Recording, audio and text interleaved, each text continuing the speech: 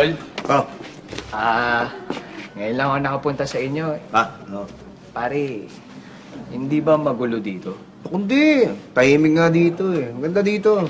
Ha? Oo. Tol, sorry pero medyo nakakatakot yung mga tao dito eh.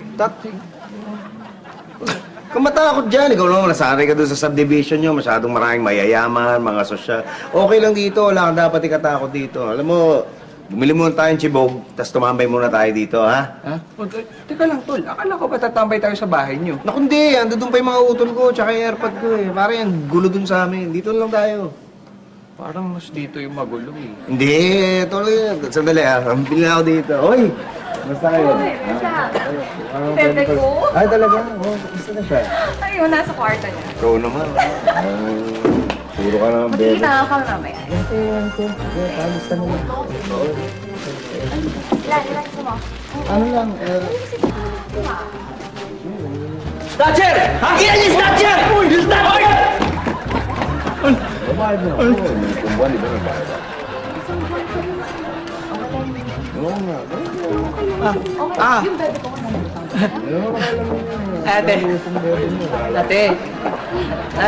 Ate. Kala. Hindi yan. Alam mo, pag sumuwelo ka tayo, sabayan yung dito. Alam mo, masarap ka ulag yun, ha? May pangakong gawin ko. Lumabas yung matapos dyan! Lumabas yung matapos yung mga sinakaulo kayo, ha? Sir, tuwag ako. Tuwag ako, sir eh. Sir po. Sir, huwag mo itatalisik sa mukha ko yun, sir. Sir? Sir?